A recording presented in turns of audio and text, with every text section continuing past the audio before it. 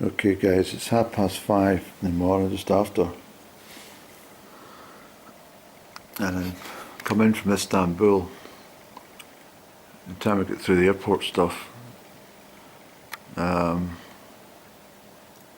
then fucking around for avoiding these rogue taxi drivers at Hurghada airport. I'm 600 miles from the Sudan border, roughly.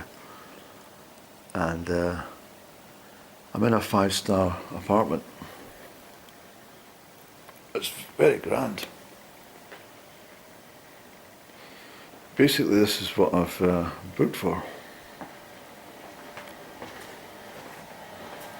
Absolutely gorgeous. The sunken bath and everything, right? But the overshot to it is, like I was trying to tell you this afternoon from Istanbul, and then I got my hopes piped up because I phoned the tour travel operator and they said, we sent an email to your home address. I told them I'm not at my home address, can't access it. Anyway, my intuition's always correct. I thought there's going to be a fuck up of some description, but I had to board that flight from Istanbul to Egypt. And anyway, I've got a taxi, so I've arrived at the hotel, and the guys told me I'm not checked in, there's no reservation for me. And I said to him, I knew this was going to happen.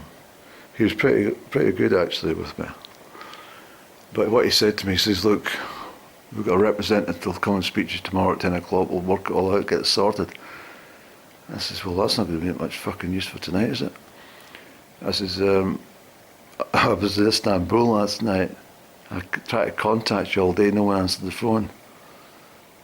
What's going on? He says, well, anyway, as usual, they don't give me straight answers. But it is a pretty decent hotel, like. I mean, I just walked through the breakfast area, it's absolutely fucking amazing. He's given me a bag of food. Look.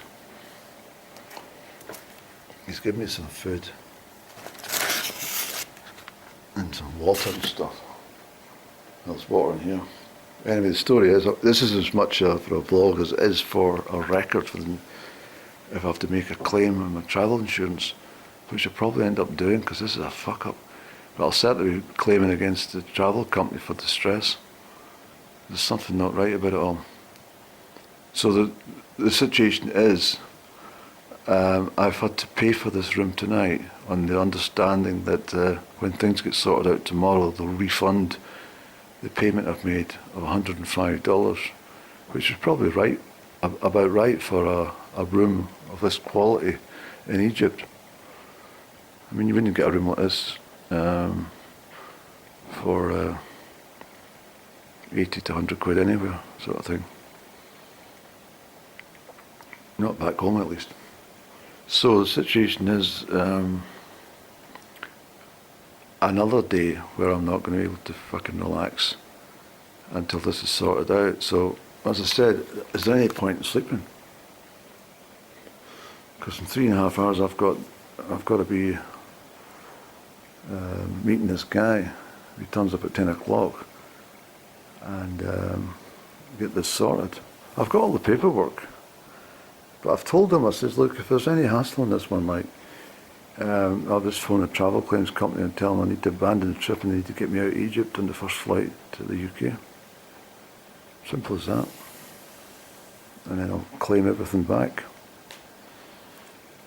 So I've not really had a trip like this. I've had lots of bad experiences in trips and stuff just because of well, hitchhiking from the south of France to Scotland was never top of the list for adventures when you do that whole journey with no money, and you've also got a stone in your fucking skull because of you're attacked in Aix-en-Provence.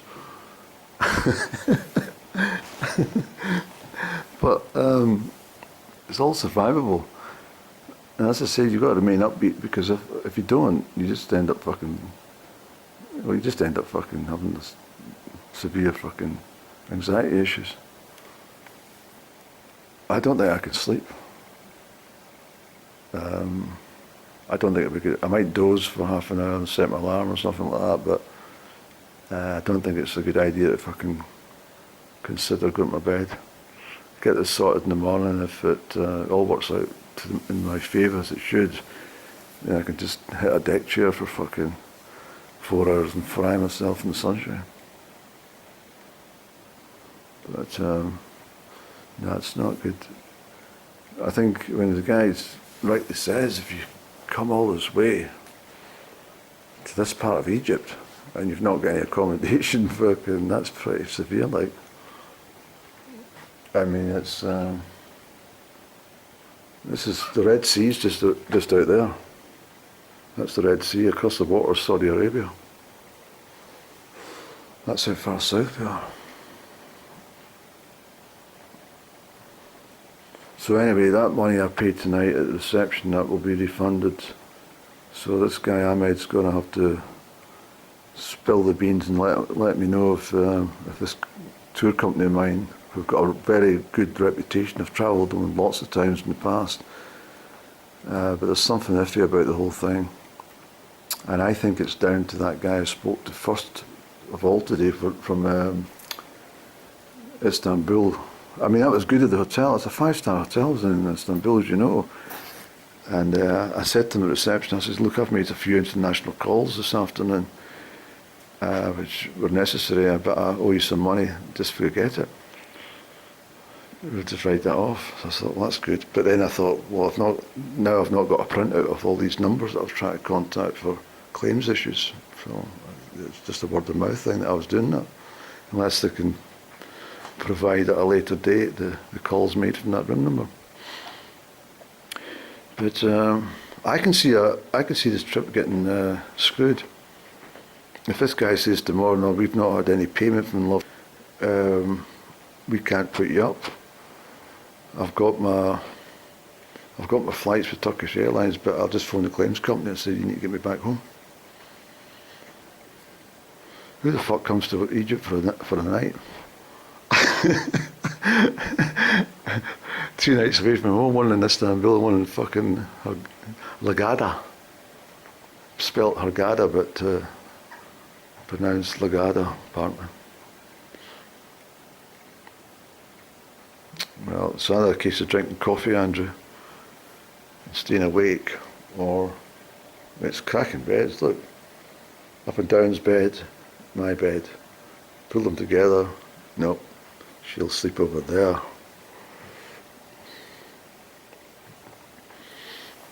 Oh shit, Andy.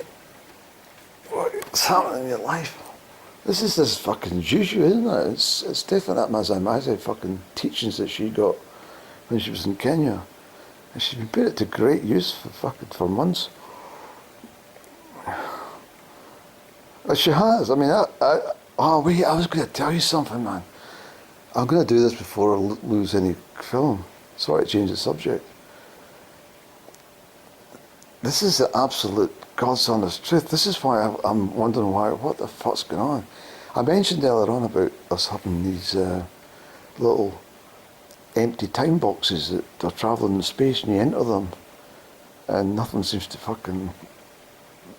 You're in a timeless zone. Well, that's what I feel like I'm in. Even worse than the death experience.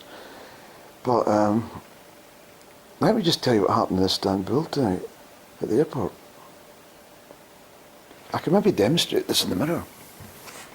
I'm walking along with my luggage, and this guy, I thought it was a woman, literally cut right in front of me like that. And he was wearing because there's loads and loads of Arabs, and loads. Well, it's just where we are. But a lot of them are coming off flights and stuff and going to different countries. Istanbul's a big airport, But as I was walking along like that, just cut right, and as soon as I'd done it, I literally lost every fucking part of my fucking being and my energy. And the first thing I was literally stunned. It was almost like getting I can't say it was even like an electric shock. I've had an electric shock before, but nothing to that degree. It wasn't like that. It was just, it's maybe that kind of feeling when you get stunned by bad news. That's probably the best way to put it. Really, again, really bad news, that kind of stunning effect you get. I was fucking I had to stop walking, and I'd seen this big brown coat drifting off. And at that point I thought it was a woman. I thought, she stole my fucking energy. So I quickened my step, and she was wearing a face mask, but it turned out not to be a she, it was actually a he, because he pulled the face mask down, he was speaking to somebody, and he had a grey beard. And then I started to feel the opposite completely, all at once. It was, I thought, yeah, he's not stolen it, he's stolen all my fucking bad luck. He's come in for a purpose and he's fucking pushed by and took everything. Because after that, everything seemed to work out well. It was a pretty straightforward flight from Istanbul to Hurghada. I did get stopped. I always get fucking stopped with the security people. I think they always think that I'm a journalist or undercover fucking something. I'm not trying to be funny in my brain here. I'm telling you the truth. They always stop me. Ask several questions. Everyone else is walking past me, come off the same flight, and fucking dithering with their fucking trolley suitcases and that. And whatever else they're fucking getting a hold of. But I'm always stopped. Ask questions. I must have a suspicious looking face. Or a too innocent a looking face, and that's why they fucking stopped me. He looks too innocent, he's fucking up to something. He's been trained to look innocent.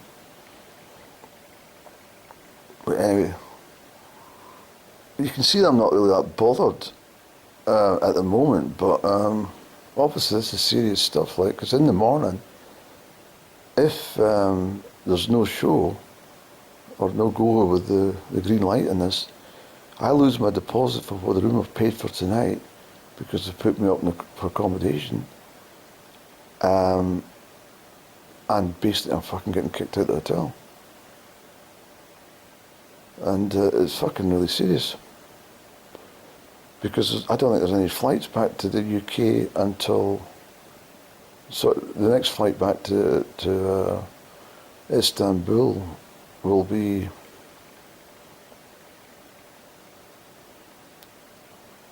I don't know when it's going to be. It might not be.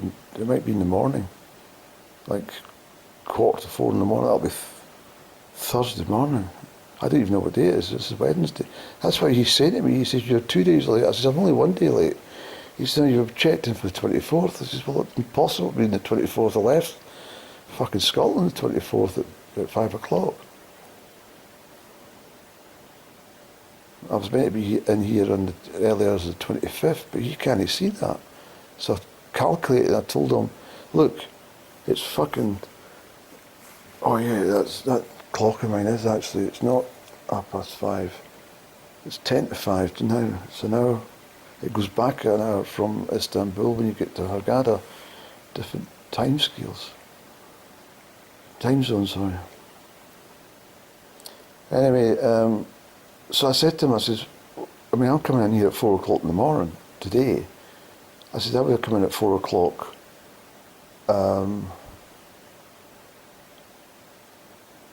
If I'd arrived fucking on the 25th.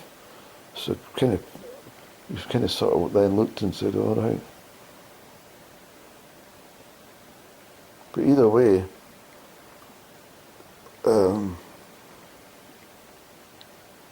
I've only got 5 days left.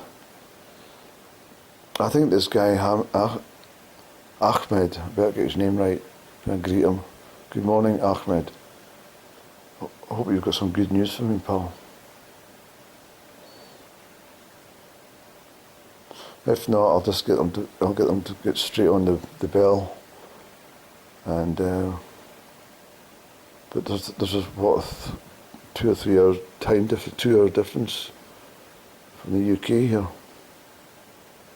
3 hour difference in Istanbul. It's really awkward trying to work things. Anyway, if I'm going to put this a vlog, It's more like mumbling and moaning, but as I say, it's a record for fucking what's happening. But also, it's well,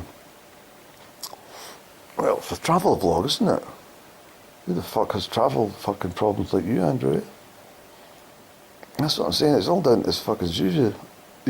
Not Juju. Fucking up and down. Practice. That's all I can think of.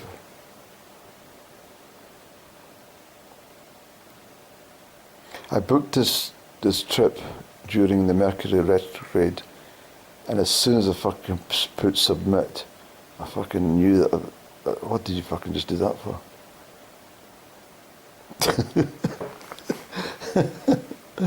But I was fucking so desperate to get some fucking sunshine. I was like, I'll get the fuck out of the fucking rain and fucking misery and fog and depressing faces and fucking B&M and everything.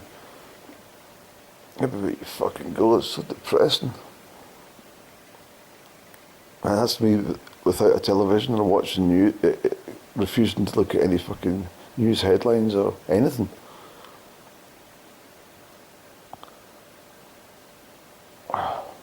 Right, that's the veranda. I'm going out that veranda for a cigarette. Fuck it.